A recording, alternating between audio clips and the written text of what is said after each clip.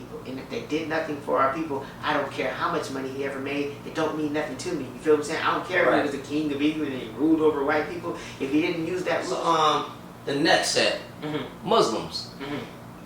Do we need to unite with Muslims? Should we unite with Muslims? First of all, when you talking about a black Muslim or the Nation of Islam, or you talking about? That's a good question. Yeah. I'm really just saying Muslims period. Oh no. Okay. And the reason I would say that is because, first of all, their holy land is not even a black land. They pray towards Arabia. They learn an Arab language. They wear Arab clothes in order to basically adopt an Arabic lifestyle. You feel what I'm saying? So yeah, like what's the point in an Islamicized black man? You feel what I'm saying? What's the point in uniting with somebody who believes Arabia is the holiest land on the planet?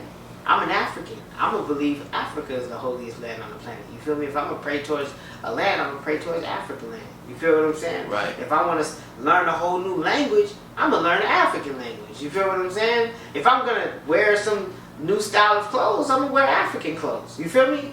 Why Arabic? Why Arabia? Because the Arabs created a religion. I believe that every group of people had their own political and religious perspective and ideas for how we got here, what God is, and what spirituality is. So you have Native Americans who had their own belief system. You had Jews and Hebrews who had their own belief system. You had Greeks who had their own belief system and their gods like Zeus and all of that type of stuff. You had Romans with their belief system. You had Arabs with their belief system and how we got here. And you got Buddhists and Indians with their belief system over there in India. And you had Chinese with Shinto and Africans with our Vodou and all of our spiritualistic perspectives. You feel what I'm saying? Which kind of all relate to each other. So why me as a black man would I adopt the belief system of a whole nother race of people?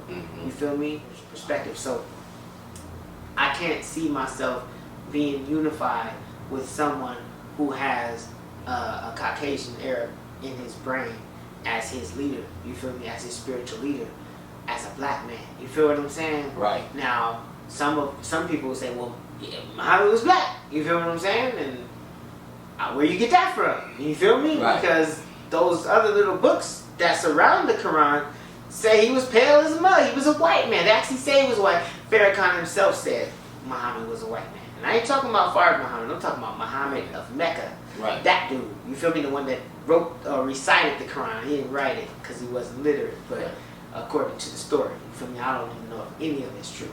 But the one who's allegedly recited the Quran and other people later wrote down, you feel me?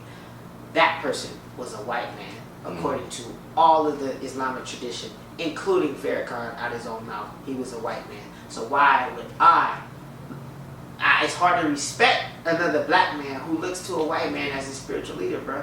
That shit don't make no sense to me. You feel me? So that's the number one reason why we shouldn't unite with anyone that's a Muslim or an Islamicist. You feel what I'm saying? Because you're a black man with a little white man in your brain, a little tiny white man sitting there controlling all the dials, like, on the keyboard. The beat machine, right? Yeah, white man on the beat machine in your brain. You feel me? So yeah, bro, like that's an issue for me. You feel me? We're up in this doubt. We should be actively trying to rid ourselves of. That's what it's about. Right. So that's so if I know, like, okay, man, this is some bullshit, I shouldn't be on this. You feel me? I shouldn't be doing this XYZ.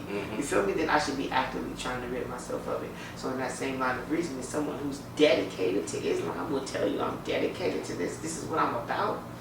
And earlier, I don't know if I said it on camera, but I said that Islam is probably the number one brainwashed religion that's hard to pry somebody up out of. And I believe the reason is because of the conditioning that comes along with becoming a Muslim.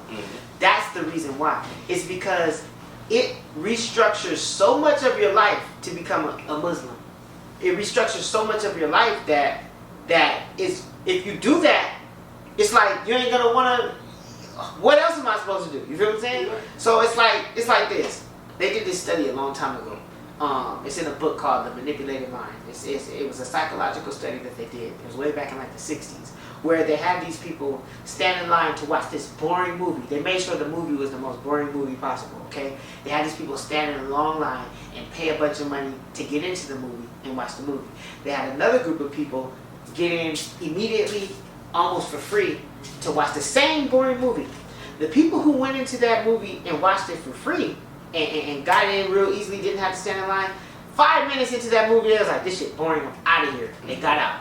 The people who had to stand in a long line, pay a bunch of money to get in, you know what they did? They stayed. And you know why they stayed? Because they felt like, I invested all this time, man. It's going to get better. I know it's going to get better. Shoot, man, I sat out there for 15 minutes. Sat out there for 30 minutes. I'm about to watch this movie. Right. They stuck to it. And that's what Islam does to people. I just learned a whole new language. I taught to pray. Malcolm X said, when you learn how to pray like an Arab, his knees hurt and his ankles hurt for weeks. You feel what I'm saying? Wow. So it's like they've gone through all of this struggle to learn this new religion, to learn another language, to pray 5 times a day, to stop whatever you're doing in the middle of your day, to get out your car or whatever and pray towards the east 5 times a day. You go through all of this struggle to learn this new religion. That's why it sticks to them so much, because of what they've gone through to get there. It's hard for them to just give it right up. And I think that's what it is, why it's so powerful in the minds of people, man. So it's a dangerous thing too, because then what happens when you get the order from your Arab God, and you get the order from your Arab Imam, you know, to attack African people? It's the same thing with the people in the military. You know what happens when you get that order from your superior? You feel what I'm saying? We see it every day with these black cops. They do it. They carry it out. It's black military people right now in Africa under Afrikan. You feel what I'm saying? Carrying out the orders. Subconscious at that too. Of course. That man, I'm telling you, man, I don't trust him. So, yeah, bro, like, I cannot, why would I unify with someone with a little tiny white man in the back of his brain? You feel what I'm saying?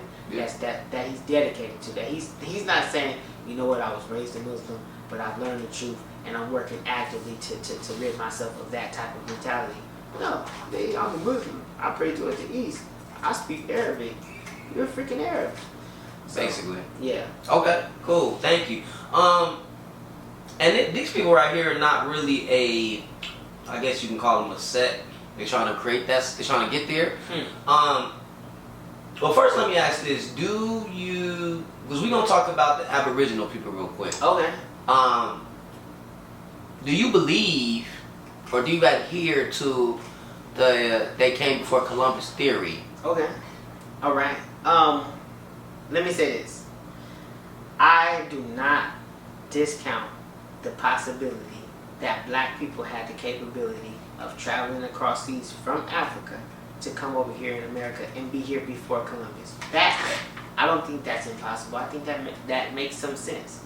Where I have an issue with those people is when they try to say, we were already here, period. This is our birthland from jump, even though the oldest fossils and bones can be found in Africa. They're trying to claim America to remove themselves from Africa because they're not proud of being Africans. You feel what I'm saying? So that's not before Columbus. They talk about before eons and eons and eons. To me, that don't make sense. Especially if you look at China, you find a large concentration of Chinese people. If you look at India, you know what you find? A large concentration of Indian people. When you look at Europe, you find a large concentration of European people. When you look at Africa, you find a very large concentration of African black people. You feel what I'm saying? That look like us with our same heritage. Right. So these people, with these Indians in here, even though they've been scattered and wiped out in some areas, but you go to them Andes Mountains down there in South America, they still up there in their traditional whatever. You feel what I'm saying? They there. Where'd they come from? You feel what I'm saying? So my thing is, those black people who are trying to remove and usurp and take the identity of another race of people that were here, those people I don't agree with. Those people who say blacks were here before Columbus or even here for a very long time, but do acknowledge that we came from Africa, I'm cool with that. I think a lot of the evidence does bear that there were black people here before Columbus. I'm not disagreeing with that. I disagree with someone trying not to be an African because of whatever that history might say. To me, that don't make no sense because we know where we come from and we know who we look like. You don't look nothing like no Pocahontas. Get body in you. Feel me? You wish your hair looked like that. That's why you're going to, you know what I'm saying? The S curl and perm and all of that. So, I do not believe that this is our own. And this is the thing. What is the purpose of saying it? Are you willing to fight harder now? If believing in that is going to make you fight against this white man, are you trying to take it back? Are you going to take your land back? You feel me? Come on now. Look, man, let me tell you something, man. These Native Americans, they lost this continent to a boatload, a handful of Europeans. You feel me? We still got our continent. Right. You feel me? Yeah, we being dominated over there, but there's still a large concentration of Africans, a whole lot of human potential to get it back. You feel me? I ain't seen a Native American like ever. You feel me? Like unless I go to Sane.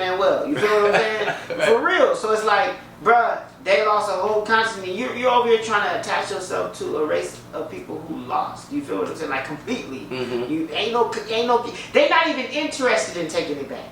The Native Americans should be the #1 terrorists in this country. They should be flying and taking it back. They just more worried about getting drunk and owning casinos. So it's like, I ain't got time for that. So yeah, you want to identify with them, cool, but no. But in terms of were black people here before Columbus, I think a lot of evidence that Ivan Van Sertima did, he did a good job. And you know what else he exposed? He exposed that black people were here fighting against the Native Americans.